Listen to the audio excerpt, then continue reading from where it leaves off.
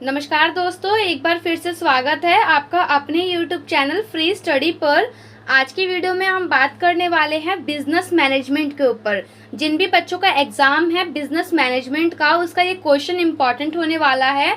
आपके पेपर में सीधे सीधे पहला क्वेश्चन आपसे यही पूछा जाएगा कि प्रबंधन की अवधारणा को परिभाषित करें, या प्रबंधन किसे कहते हैं, या डायरेक्टली पूछ लेगा कि प्रबंधन क्या है।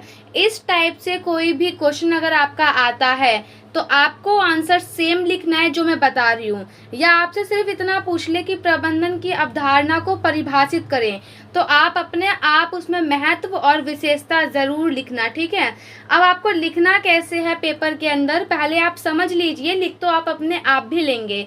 तो चलिए स्टार्ट करते हैं बिना किसी देरी के, अपनी वीडियो को स्टार्ट करते हैं। बट इससे पहले हमारा व्हाट्सएप पर एक चैनल है फ्री स्टडी के नाम से, उसको आप ज़रूर ज्वाइन करिए। चैनल का लिंक जो है वो वीडियो के डिस्क्रिप्शन में आप सभी को दे दिया गया है, वो चैनल आप ज़रूर ज्वाइन करिए। और साथ ही साथ अगर आपको PDF चाहिए तो आप टेलीग्राम चैनल ज़रूर ज्वाइन करिए। सबसे पहले देखिए, आपको परिचय लिखना है। थोड़ी सी वीडियो ब्लर हो सकती है, लेकिन कोशिश करूंगी ये PDF जो है वो बिल्कुल क्लियर फॉर्म में आपको व्हाट्सएप पर या आपको टेलीग्राम पर मिल जाए। देखिए यहाँ पे लिखा हुआ है प्रबंधन या प्रबंध, दोनों शब्द एक ही है।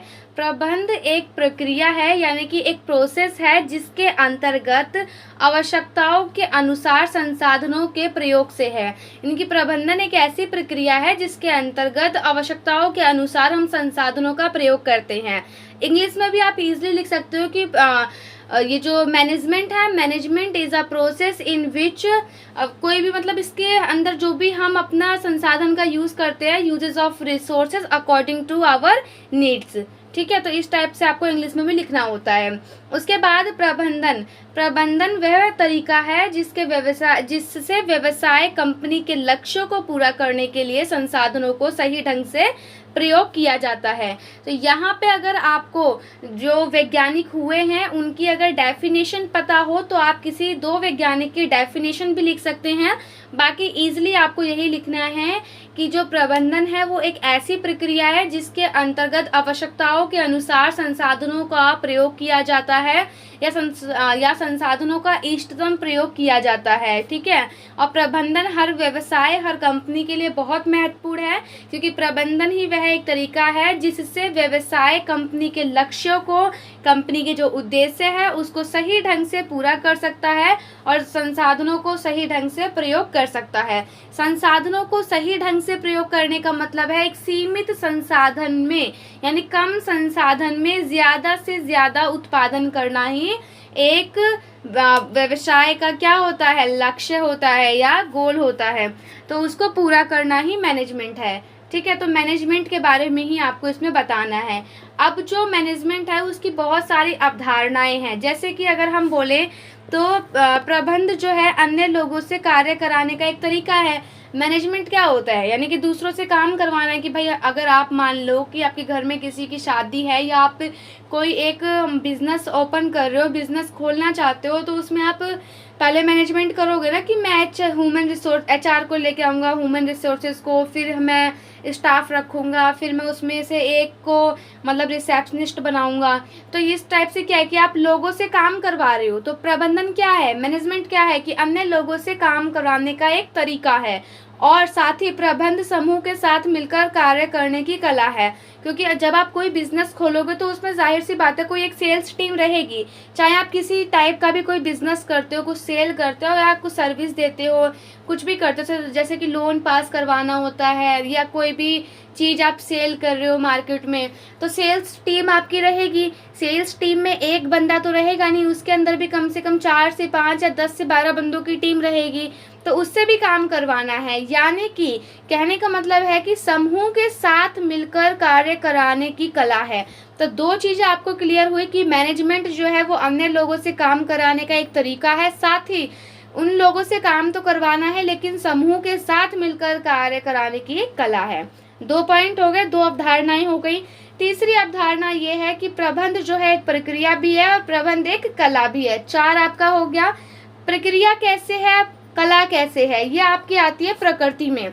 जब आपसे पूछ ले कि मैनेजमेंट का नेचर कैसा है, यानी कि प्रबंधन की प्रकृति क्या है, तो कला भी हो सकती है और प्रोसेस भी हो सकता है, यानी प्रक्रिया भी हो सकती है। ये क्वेश्चन हमारा अलग से बनेगा, तो हम इसको अलग से डिस्कस करेंगे। यहाँ पे बस आप शॉर्टकट में समझो कि मैनेजमेंट एक टाइप का प्रोसेस भी है और एक टाइप की कला भी है। जैसे मैंने कन्फ्लिक्ट का आपको बताया था कि कन्फ्लिक्ट जो होता है उसका जो सॉल्यूशन करता है, समस्या का समाधान, वो एक टाइप का प्रोसेस भी हो सकता है और एक टाइप की कला भी हो सकती है। तो इसी टाइप से मैनेजमेंट जो है वो एक टाइप की कला भी हो सकती है और एक टाइप की प्रक्रिया भी हो सकती है। उसके बाद फोर्थ पॉइंट है कि जो प्रबंध जो है वो नवीन विचारों का मेल है, यानी कि नए नए विचारों का मेल है। उसके बाद शॉर्टकट में देखिए, कम संसाधन से अधिक उत्पादन कैसे हम ले सकते हैं, वही कहलाता है हमारा प्रबंधन। यानी कि एक ऐसी प्रक्रिया जिसके अंतर्गत हम संसाधनों का सही ढंग से प्रयोग करें और ज़्यादा से ज़्यादा लाभ उठाएं या ज़्यादा से ज़्यादा हम उत्पादन करें, ठीक है, या दूसरों से काम कराने की प्रक्रिया भी प्रबंधन कहलाती है। प्रबंधन एक टाइप की कला भी हो सकती है और ये एक टाइप की प्रक्रिया भी हो सकती है, दोनों ही हो सकती है।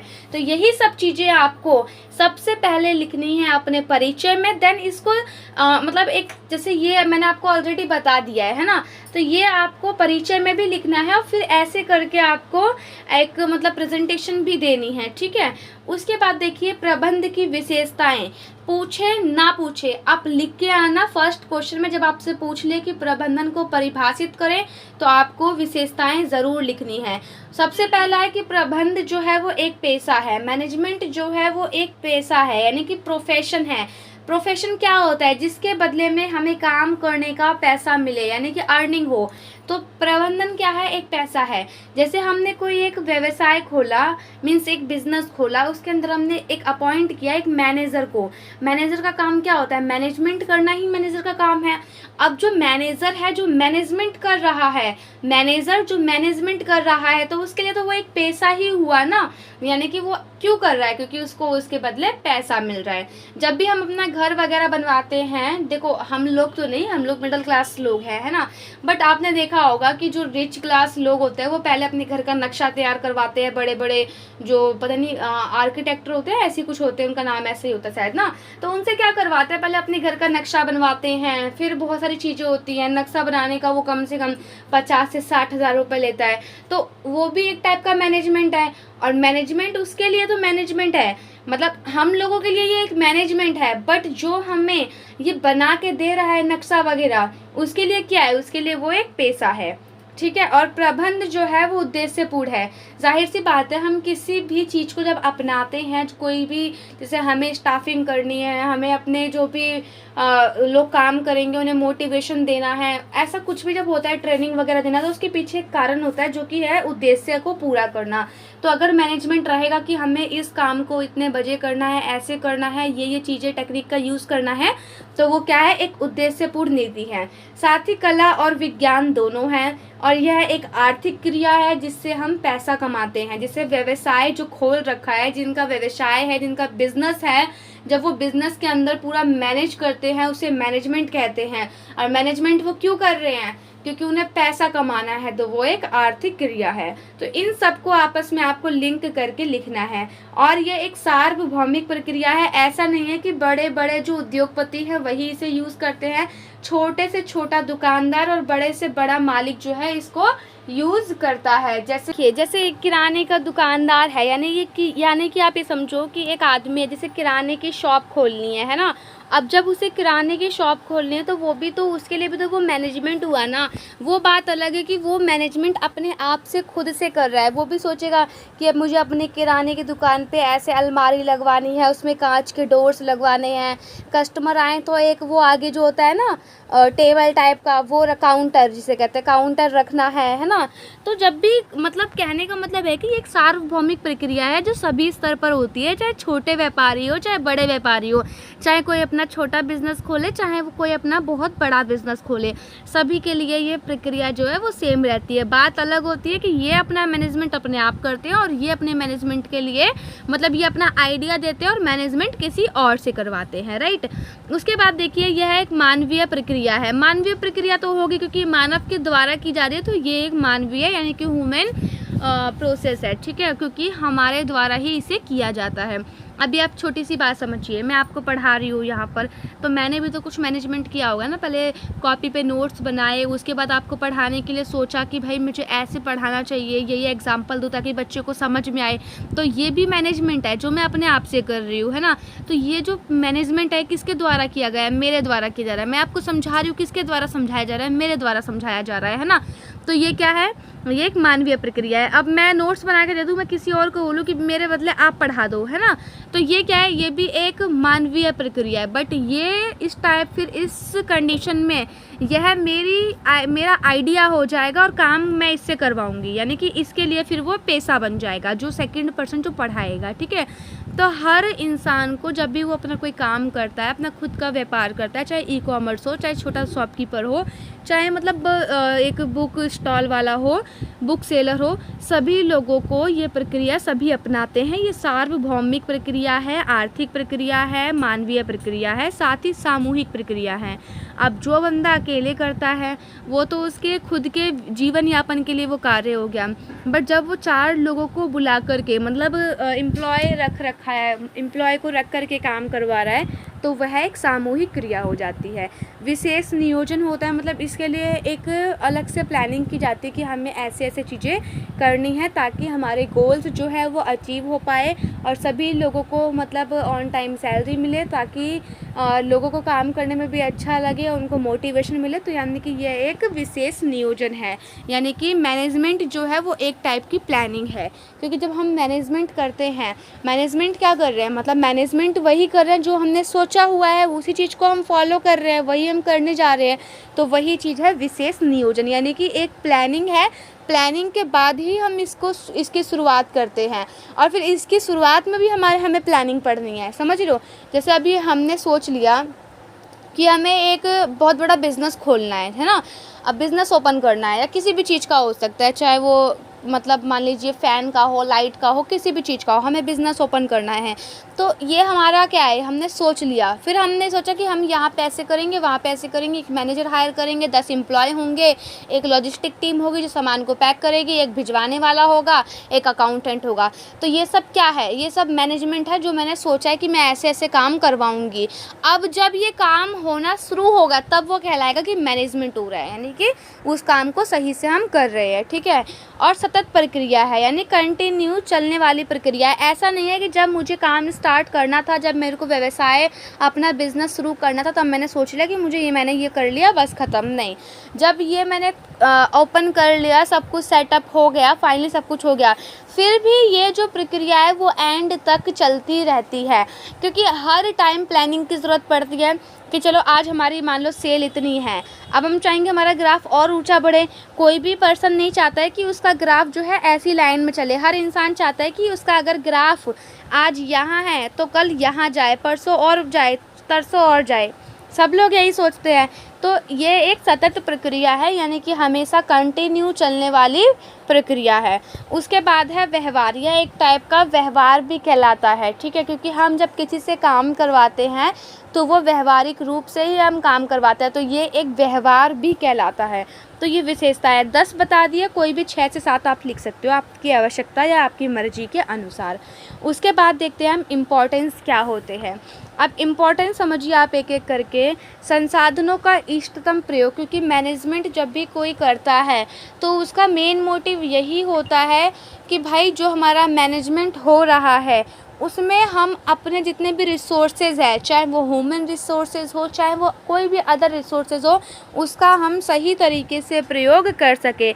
ऐसा ना हो कि हमने 6 लोगों को कॉलिंग में रख लिया, काम 5 लोगों का है, 1 लोग वहाँ आराम फरमा रहा है ना। तो मतलब जितने भी लोग हायर हुए हैं सभी लोग अपना मतलब पूरा कार्य करे, पूरे कार्य कुशलता से काम को करे। देखो समझने के लिए सब्जेक्ट बहुत इजी है, लेकिन हाँ ये मैं भी मानती हूँ लिखने के लिए ना आपको कुछ कुछ वर्ड चुनने होंगे।